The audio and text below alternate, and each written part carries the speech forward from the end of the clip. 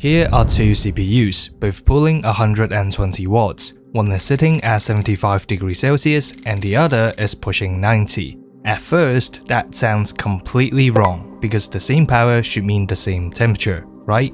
Well, not quite. If both CPUs are pulling 120 watts, they're producing roughly 120 watts of heat.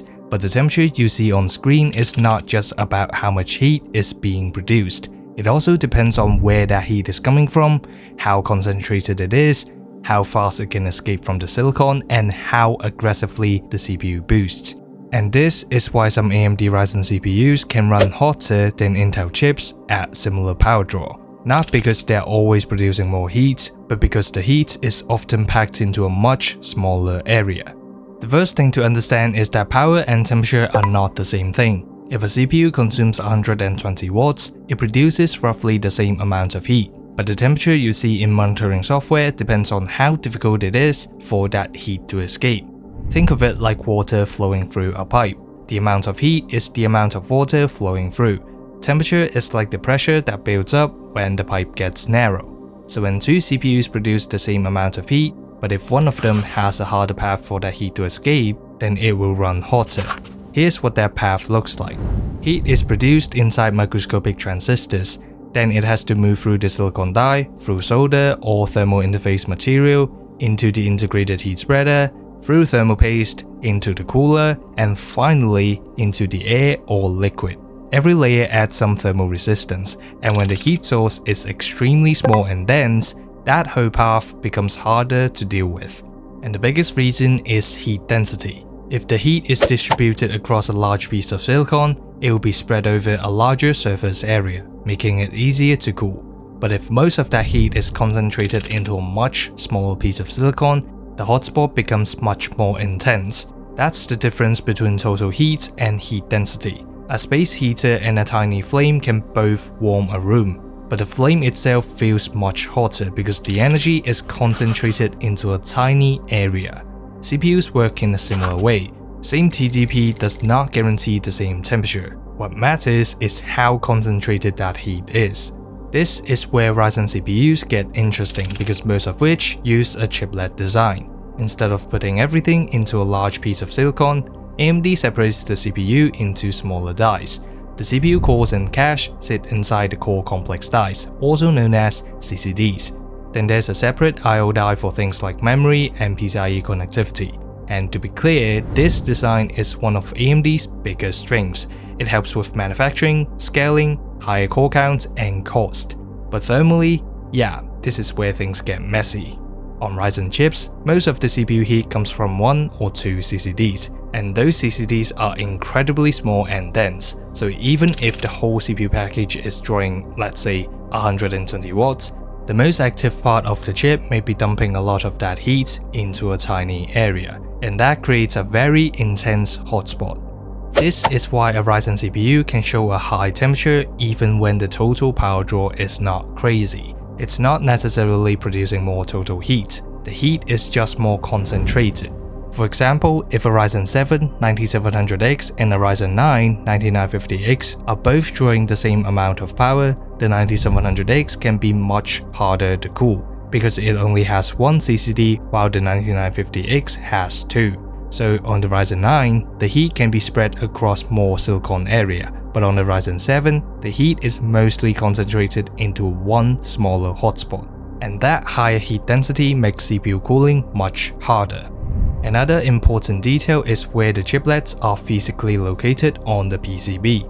On most Ryzen desktop CPUs, the CCDs are not perfectly centered under the integrated heat spreader, but most CPU coolers are designed to apply pressure around the middle of the IJS, so the cooler might be perfectly centered on the CPU, but not over the actual hotspot, and that can make heat transfer less ideal compared to a big centered die like Intel's chips. This is why some CPU coolers offer offset mounting kits for Ryzen chips. These kits shift the cooler slightly so the cold plate sits more directly over the CCDs, and they exist for a reason.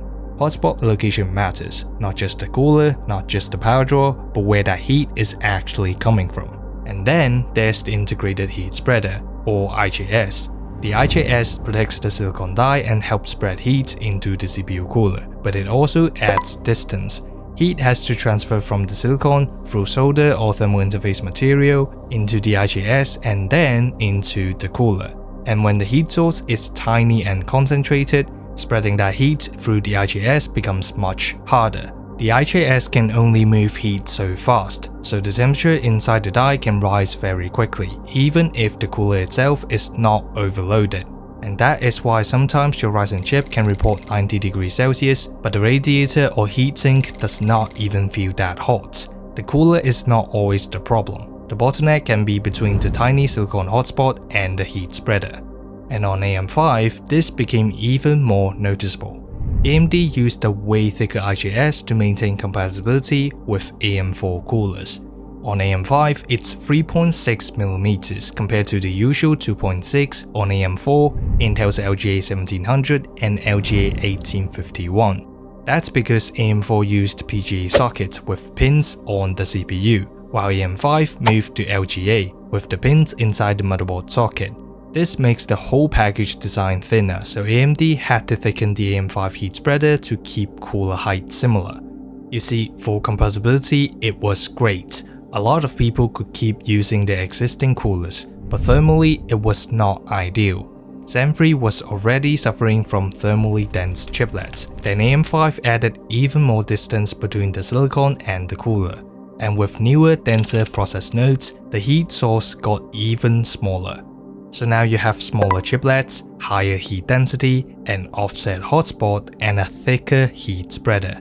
Yeah, that's not exactly the easiest thing to cool. And this is why efficiency and temperature are not the same thing. A CPU can be very efficient with newer process nodes, but it also makes the chip even denser.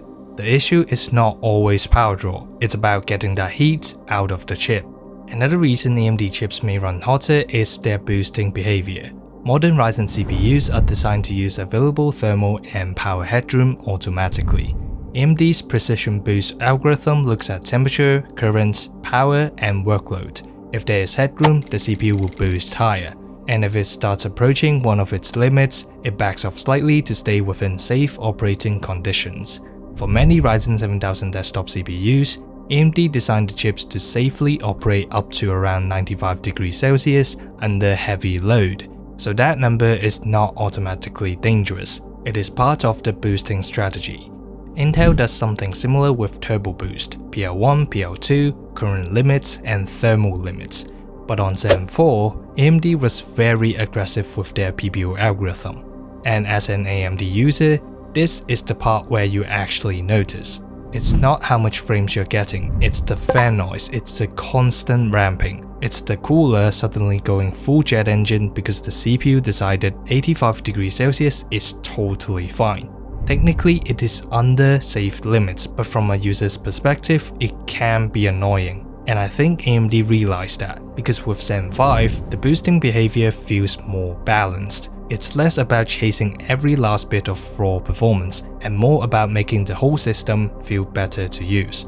But that does not magically fix the underlying thermal issue. The chiplets are still incredibly small, the heat density is still extremely high, and the AM5 heat spreader is still being unnecessarily thick.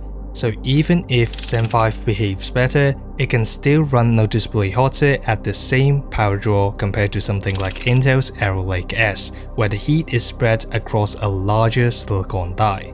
So does this mean AMD CPUs are badly designed? No, not really. Chiplets are one of AMD's biggest advantages. They allow more cores, better scalability, and stronger power efficiency. The trade-off is thermal density. AMD CPUs can be efficient and still report high temperatures. Intel CPUs can show lower temperatures at the same power since the heat is often spread over a larger die. But Intel chips can also run extremely hot when the power limits are raised, so the answer is not simply AMD is hot and Intel is cool. The real answer is that temperature depends on heat density, thermal path, hotspot location, cooler contact, and boosting behavior. Now that we know why this happens, what can you actually do about it? First, you can check if the temperature is within safety limits. For most modern Ryzen chips, 90 to 95 degrees Celsius under a heavy or core workload like a Cinebench run is completely normal. In gaming, you usually want to see much lower temperatures, somewhere under 70 to 75 degrees Celsius depending on your cooler, case airflow, ambient temperature, and CPU model. Second, you can check your CPU cooler. Use enough thermal paste, not too much, not too little. Make sure the mounting pressure is even. And if your cooler supports an offset mount for Ryzen, put that on because it puts the center of the cold plate closer to the actual CCD hotspot. Third, you can tune your fan curves. Ryzen CPUs can spike temperatures very quickly, even from the lightest background workload. So if your fan curve is too aggressive, your system can sound annoying even when nothing is actually going on in the background. A smoother fan curve can reduce noise without hurting performance much. Fourth, you can use Eco Mode, especially on Zen 4 chips. Eco Mode can drastically reduce power draw and temperature, often with surprisingly small performance losses in real workloads. And yes, that includes gaming in many cases. Fifth, you can try undervolting the CPU with Curve Optimizer. A good undervolt curve can reduce voltage and temperature, and sometimes even improve boosting behavior if it is stable. I've made a step-by-step guide on how to use Curve Optimizer on AMD motherboards, so check that out after this video. And finally, you can improve your case airflow, because even the best CPU coolers in the world still need fresh air. If your PC case is just recycling hot air, the cooler can only do so much. So, why do AMD CPUs often run hotter than Intel chips at the same power draw? It all comes down to heat density. Ryzen chiplets are small, dense, and often slightly offset under the heat spreader. That makes the heat harder to escape, even when the total power draw is the same. And on top of that, modern Ryzen chips boost aggressively until they hit power, current, or thermal limits. Same TDP can result in different temperatures, and that's the difference between power and thermals. AMD is not always producing more heat, it's often producing the same heat in a much smaller area.